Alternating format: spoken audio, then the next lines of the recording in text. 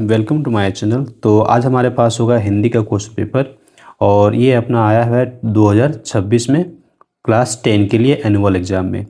तो आइए हम लोग देखते हैं क्या होना चाहिए आंसर। तो हमारे पास ना अभी 30 तक के जो ऑब्जेक्टिव क्वेश्चंस हैं उसका हम आंसर चेक करेंगे और जो सब्जेक्टिव क्वेश्चंस हैं उसका आंसर हम लोग बाद में देखेंगे। तो अभी ना क्या कीजिए, आप लोग वीडियो को लाइक कीजिए और दूसरे के साथ शेयर भी कर लीजिए और चैनल पे अगर नए हैं तो चैनल को सब्सक्राइब कर लीजिए। तो यहाँ से देखिए हमारे पास स्टार्ट हो जाता है, कुछ इम्पोर्टेंट इंस्ट्रक्शंस है, इसको हम लोग आगे बढ़ा देते हैं। यहाँ पे हमारे पास क्वेश्चन शुरू होते हैं खंड ए। सेक्शन ए में देखेंगे हमारे पास 1 से लेकर 30 तक के क्वेश्चन हैं जो कि मल्टीपल चॉइस है। हमको यहाँ पे 4 ऑप्शन मिलेगा और हर क्वेश्चन पे कितना नंबर मिलने वाला है, 1 मार्क्स मिलने वाला है। तो हमारे पास जो पहला क्वेश्चन यहाँ पे आता है, इसमें देखिए कहा गया है विद्यार्थी को सफलता प्राप्त करने के लिए क्या आवश्यक है। हमको क्या करना पड़ेगा, हमको यहाँ पे समय की महत्ता को समझना होगा। तो हम क्या टिक कर लेंगे, बी नंबर का आंसर को टिक करेंगे कि कुछ लोग समय की कमी के बहाने क्या छुपाते हैं। ठीक है, कुछ लोग समय की कमी के बहाने क्या छुपाते हैं। तो हमारा क्या आंसर यहाँ पे होना चाहिए, पहला होना चाहिए अपनी अकर्मण्यता और आलस्य। अपनी अकर्मण्यता और आलस्य, ये हमारा जो पहला ऑप्शन है यही हमारा यहाँ पे करेक्ट आंसर हो जाएगा। थर्ड नंबर क्वेश्चन कहा गया है हमारे पास कार्य जो है वो किस स्थिति में सफल नहीं होता है। तो किस स्थिति में सफल नहीं होगा, समय बीत जाने पर। हमारा होगा समय बीत जाने पर। जब समय हमारा बीत जाता है तो उस कंडीशन में हमारा जो कार्य है वो सफल नहीं हो पाएगा। फोर्थ नंबर क्वेश्चन हमारे पास है और यहाँ पे क्या कहता है, ये कहा गया है दुनिया के सफलतम व्यक्तियों की सफलता का रहस्य क्या है। देखिए जो दुनिया के सफल व्यक्ति होते हैं उसके सफलता का रहस्य क्या होता है, उसका होता है समय का सदुपयोग। वो लोग समय का ठीक ढंग से उपयोग करते हैं, इसलिए वो सफल होते हैं। फिर से हमारे पास यहाँ पे पैसेज दिया हुआ है, पैसेज को आप देखिए और इसके बेसिस पे हमारे पास क्वेश्चन फिर से यहाँ पे आ गए हैं। अब जो क्वेश्चन है यहाँ का, इस गद्यांश में किनके स्वभाव का वर्णन किया गया है।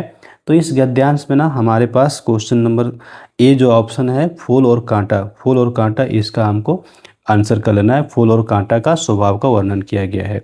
और नेक्स्ट जो हमारे पास आ जाता है क्वेश्चन नंबर 6, ये देखिए यहाँ पे क्या कहा गया है। यहाँ पे कहा गया है फूल, जो हमारे पास फूल होते हैं ना, फूल सभी के हृदय को कैसे प्रसन्न करता है। फूल सभी के हृदय को कैसे प्रसन्न करता है, सी नंबर का, अपनी सुगंध और रंगों से। तो हमको यहाँ पे सी नंबर के साथ हमको जाना है। अब अगला जो आता है 7th नंबर, यहाँ पे देखिए ये हमारे से कहा गया है कांटे का दुर्गुण क्या है। कांटे का दुर्गुण क्या है, हाँ ये सभी हमारा होगा आंसर डी नंबर का, इनमें से सभी। तो अगर किसी क्वेश्चन का आंसर गलत होता है तो भी आप क्या करेंगे ना, हमको कमेंट में करेंगे और बताएंगे ताकि आपके कमेंट को हम पिन कर सकेंगे। ओके, तो और भी अगर आपको किसी और तरह का वीडियो चाहिए तो हमको बताइएगा, हम उस तरह कोशिश करेंगे कि हम उस तरह का वीडियो को आपके पास लेके आ सकें।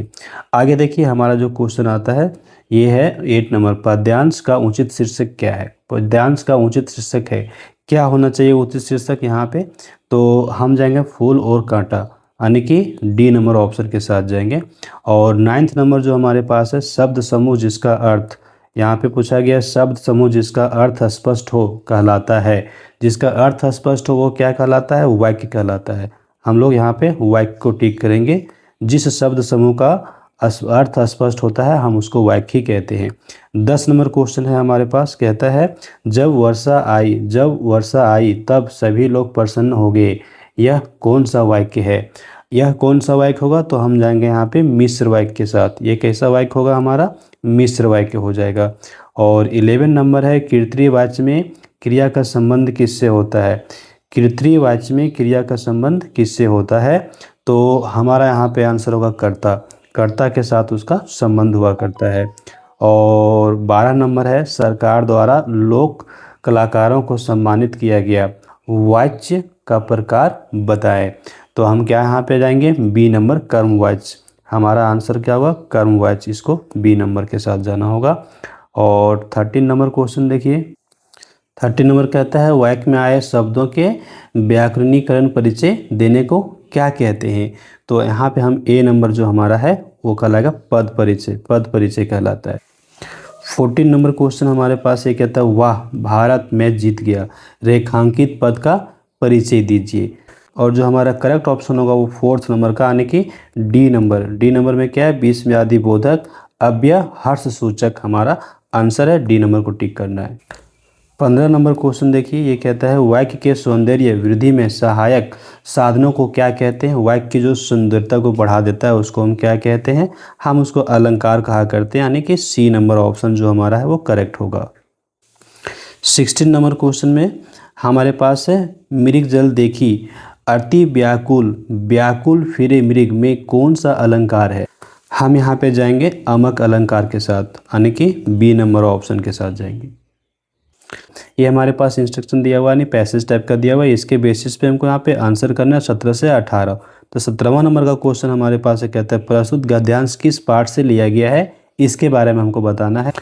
तो इसका हम आंसर लेंगे नौबत खाने में इबादत, यानी कि सी नंबर ऑप्शन के साथ हम जाएंगे। और नेक्स्ट हमारा 18 नंबर क्वेश्चन है आमिरुद्दीन का ननिहाल कहाँ था। तो इसका हम क्या आंसर कर लेंगे, हम करेंगे यहाँ पे बी नंबर पे, यानी कि काशी में। और फिर से हमारे पास आता है यहाँ पे निर्देश देखिए 19 और एवं 20 क्वेश्चन के लिए। सूरदास अबला हम भोरी गुड़ चोटी क्यों पागी, इसके बारे में लेकर के हमको लिखना है 19 और 20 क्वेश्चन का आंसर। तो यहाँ पे 19वां क्वेश्चन है इस पद के रचयिता कौन है। तो हमारे पास आंसर क्या होगा, सी, यानी कि सी नंबर जो ऑप्शन है सूरदास, इसको हम टिक करेंगे।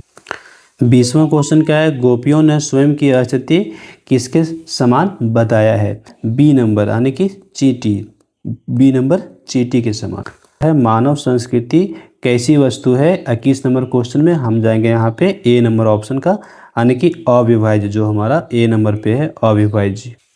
22वां नंबर क्वेश्चन है बाल गोविंद भगत क्या थे।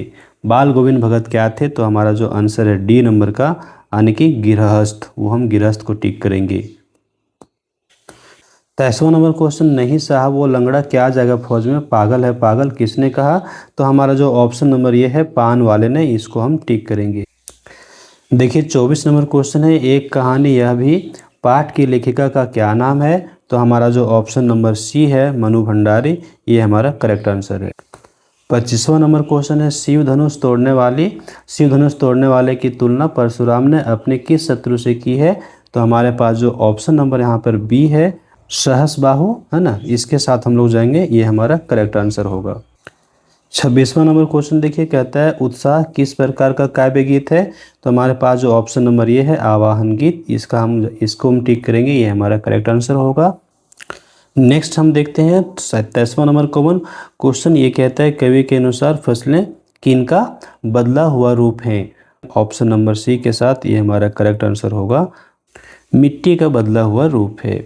चलिए आगे बढ़ते हैं क्वेश्चन नंबर 28 की ओर। तो आप लोग जल्दी जल्दी से मिला लीजिए कितना आपको स्कोर हो रहा है ऑब्जेक्टिव क्वेश्चंस में, हमको कमेंट बॉक्स में बताने का कोशिश कीजिए।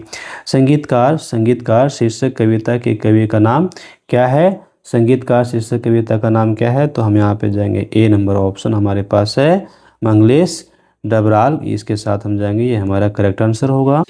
29वां नंबर क्वेश्चन देखिए, कहता है कटावो को हिंदुस्तान का क्या कहा जाता है। और हमारा यहाँ पे जो करेक्ट आंसर होगा वो होगा Switzerland, C number option correct answer है। अब जो हमारे पास अंतिम में ऑब्जेक्टिव क्वेश्चन से लेखक ने हिरोशिमा कविता कहाँ लिखी, इसका आंसर हमारा करेक्ट होगा, जो हमारा ऑप्शन डी है भारत लौटकर रेलगाड़ी में बैठे बैठे। तो हम लोगों ने यहाँ पे सारे ऑब्जेक्टिव क्वेश्चंस का आंसर की देख लिया कि क्या आंसर होना चाहिए। तो चैनल को सब्सक्राइब कर लीजिए और दूसरे के साथ वीडियो को शेयर भी कीजिए और लाइक भी कर लीजिएगा। So thanks for watching, have a glorious day ahead.